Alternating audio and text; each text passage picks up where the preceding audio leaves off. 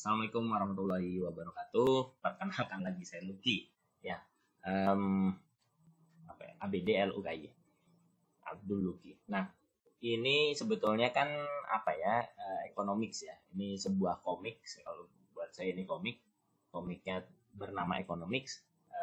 Mereka sih nyebutnya novel bergambar. Jadi memang komik ini tebal, cukup panjang, tapi insya Allah sangat berharga. Saya coba menyampaikannya dengan skema yang sesederhana mungkin. Memang agak panjang ya, saya mohon maaf, sambil saya bacain juga. Jadi ini masuk chapter 2. Sebelum ini sudah ada beberapa video, bisa dilihat juga. Ini Full Steam Ahead, cerita tentang 1820-1865. Memang video-video ini, cerita-cerita ini sebetulnya lebih banyak terjadi di negara-negara maju, dalam artian ya Amerika, Eropa gitu ya. Kejadian-kejadiannya di sana, walaupun nanti ada beberapa chapter yang cerita tentang Cina, tentang India. Tapi sebetulnya kan sistem yang ada di kita ini kebanyakan dari negara-negara itu. Jadi sebetulnya yang mereka ceritakan juga terjadi di tempat kita, walaupun mungkin waktunya sedikit berbeda. Tapi ini bagus sekali untuk memberikan pemahaman ya. Kita mulai. Ini chapter 2 namanya Full Steam Ahead. Kenapa? Karena mulai terkait dengan revolusi industri. Sebelum ini ada revolusi Amerika dan revolusi Prancis. Sebelumnya lagi bercerita tentang kondisi yang sangat sederhana, bisa disaksikan di video sebelumnya. Oke, kita mulai dari revolusi, sebetulnya disebut dengan revolusi industri. Kenapa? Karena sebelumnya, boleh dibilang sebelumnya itu semua tenaga kerja, semua kegiatan itu dilakukan oleh manusia, sehingga ya jumlah penduduk itu penting ya. Waktu itu di video sebelumnya juga sudah ada diceritakan bahwa saat itu Inggris dan Prancis sama-sama bersaing gitu ya. Nah, tapi Prancis berpikir tuh, kenapa jumlah penduduk saya yang jumlahnya 3 kali lipat dibandingkan Inggris, tapi hasilnya hampir sama. Nah, pembahasan di chapter sebelumnya lebih banyak terkait dengan peran pemerintah ya, peran pemerintah, apakah pemerintah perlu mengintervensi atau tidak, atau bahkan diperketat dan sejenisnya. Setelah itu masuk ke revolusi Amerika terkait dengan adanya jual beli antar negara. Kenapa? Karena waktu itu dimonopoli oleh Inggris, jadi Amerika itu sebagai salah satu koloninya. Nah, masyarakatnya dan orang-orang di Amerika ini akhirnya melihat ini sangat memberatkan, sehingga mereka melakukan revolusi gitu. Itulah revolusi Amerika. Setelah revolusi Amerika dilanjutkan dengan revolusi Prancis. Kenapa ya? Masih nyambung karena waktu itu Prancis juga banyak bantuin Amerika untuk melakukan revolusi itu kan. Nah, sedangkan si Prancis sendiri juga agak kesulitan gitu untuk recover dari perang, sehingga dia punya banyak hutang, sehingga raja itu dipersalahkan lah gitu ya, sehingga terjadilah revolusi Prancis. Oke, kita mulai dari steam power. Steam power itu disebut kekuatan uap ya. Jadi bagian revolusi dari revolusi industri itu ya memang diutamanya dari steam power. Steam power itu jadi kayak sederhananya kita masak air ya, airnya nanti mendidih. Air mendidih kan dia mendorong tutup ya, kalau di kita kan cuma tutup.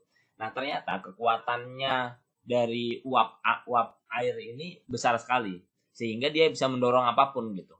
Singkat cerita begitu ya. Nah, jadi yang dilakukan adalah ditemukannya mesin uap ini. Artinya sesederhana bahwa air diuapkan, uapnya mendorong sesuatu. Nah, sesuatu ini kalau dia kan naik turun gitu ya. Kenapa naik turun ya? Nanti setelah naik keluar, terus nanti dorong lagi dengan kekuatan yang baru. Kenapa ini jadi penting ya? Karena ini ketika ini dikaitkan dengan roda ya, misalnya yang sangat terkenal memang kereta api, makanya di sini namanya Full Steam Ahead nih ya, starting dari kereta api sebetulnya.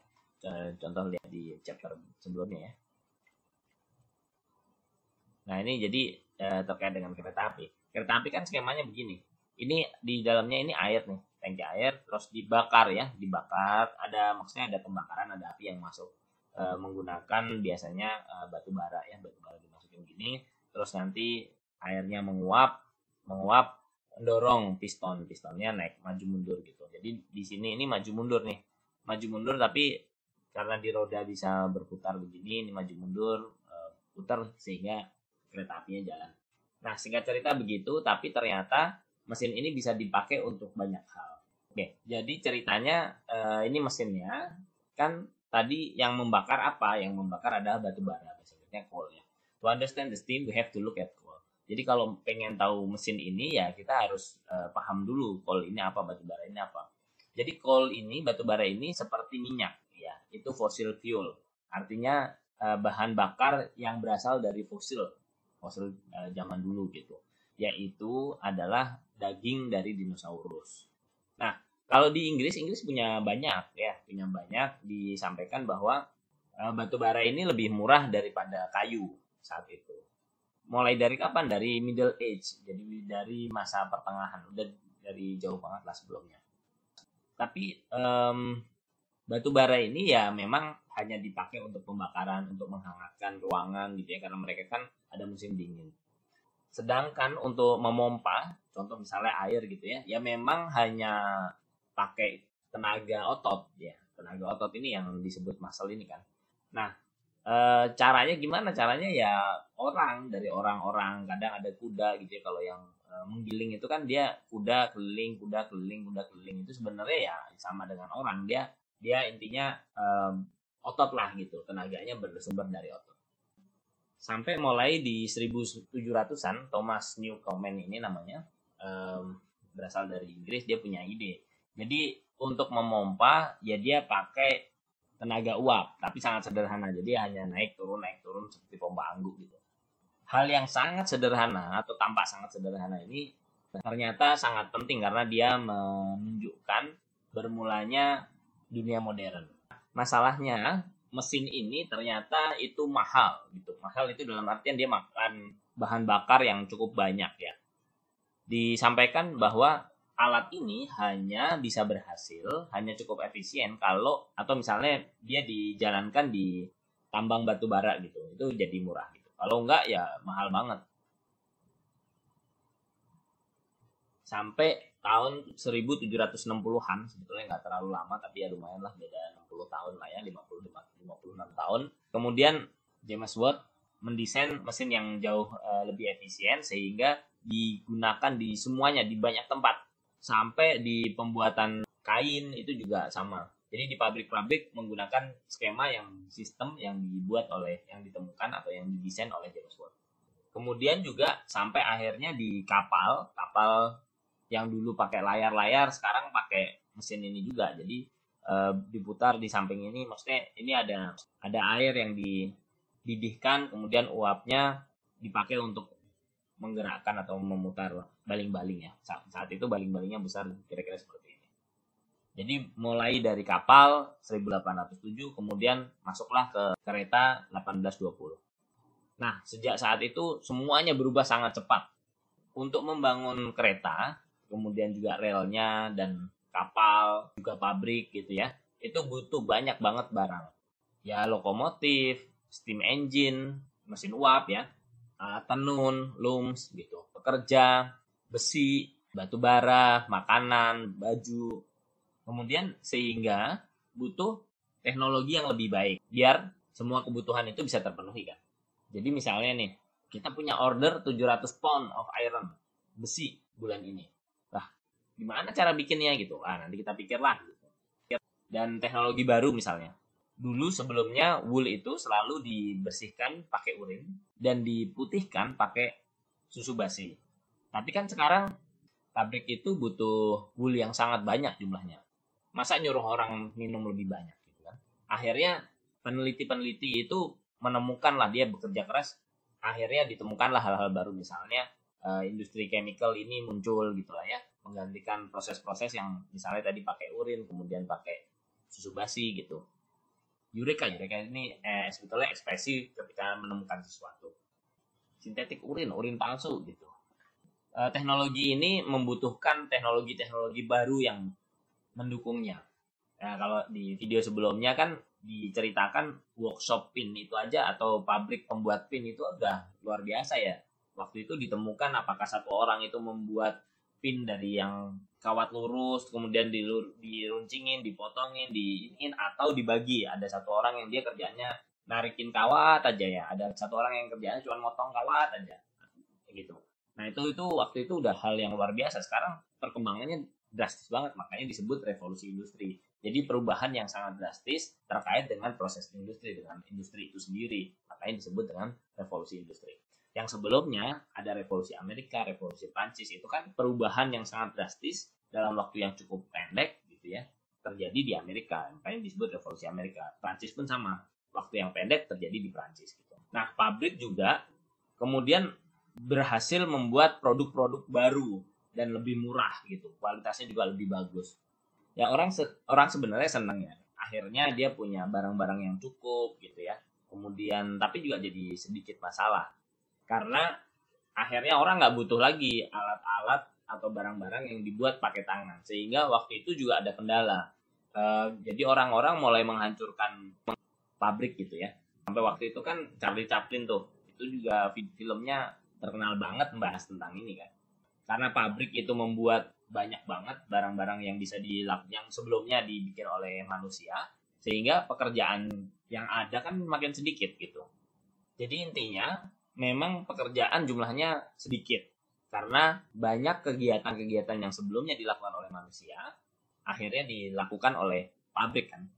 Nah, kalau di video sebelumnya itu disampaikan bahwa dengan adanya pasar yang bebas, akhirnya bos juga bersaing untuk mendapatkan pekerja. Kenapa? Karena jumlah pekerja terbatas kan. Sehingga tercipta standar gaji yang cukup gitu. Karena bos saling bersaing. Tapi di abad ke-19 ini, karena akhirnya yang berkuasa adalah yang punya mesin, sehingga jumlah bosnya nggak banyak gitu. Sehingga yang tadi antar bos bisa bersaing untuk mendapatkan pekerja, sekarang pekerjaan-pekerjaan itu banyak dilakukan oleh mesin, sehingga bos bisa menentukan gaji yang dia mau berikan itu berapa. Nah, ya memang kasihannya akhirnya memang di pekerjanya ya. Yang berakhir pada bahwa pekerja harus menerima upah yang kecil. Kondisinya juga menyedihkan. Kerjanya itu sampai 18 jam sehari, padahal sehari kan 24 jam. Artinya 6 jam itu sudah dibagi untuk keluarga, untuk dia kegiatan lain, untuk tidur gitu. Jadi dia kerja sampai 18 jam. Terus anak kecil juga akhirnya harus bekerja. Kenapa? Untuk memenuhi kebutuhannya. Nah, memang selama proses ini ya, termasuk di waktu-waktu sebelumnya, protes-protes itu banyak disampaikan lewat cerita. Salah satunya Charles Dickens ya. Ini buku sangat terkenal, novel sangat terkenal, bercerita bahwa dia memang sudah bekerja dari umur 12. Sampai muncul pemikiran kan, kalau misalnya mesin-mesin tadi itu dibuat untuk menyelamatkan para pekerja, tapi kenapa akhirnya pekerja harus bekerja jauh lebih keras? Bahkan kadang kondisinya lebih jelek lagi. Nah, orang juga bingung lebih jelek itu gimana gitu. Nah, terjadilah boom, crash, bang, the business cycle. Ini sesuatu yang sudah terjadi, mungkin bisa terjadi lagi. Jadi kalau yang sebelumnya kita kan lihat kebutuhan industri itu muncul di semua jenis ekonomi ya. Lebih banyak gitu. Dan boom. Tapi juga masalah lain, barang-barang yang banyak itu nggak bisa laku. Kenapa nggak bisa laku? Karena masyarakatnya nggak mampu beli. Singkat cerita gitu. Kan tadi juga sulit kan, maksudnya orang juga kesulitan, upahnya kecil gitu. Kalau ini diceritakan, ini misalnya dia penjual kain ya. Penjual kain dia bilang, saya punya banyak kartun nih, kapas. Kamu nggak pengen emang? Gitu. Butuh lebih banyak alat pemintal, lebih banyak batu bara. Nah dia bilang, lah ngapain? Orang saya juga nggak bisa jual. Kemudian akhirnya pabrik-pabrik ini malah bangkrut. Nah bangkrut ini disebut dengan crash, juga disebut dengan panik. Saat itulah yang muncul yang disebut dengan resesi dan depresi. Itu kejadian besar saat itu ya. Jadi sekarang kita paham loopnya seperti apa.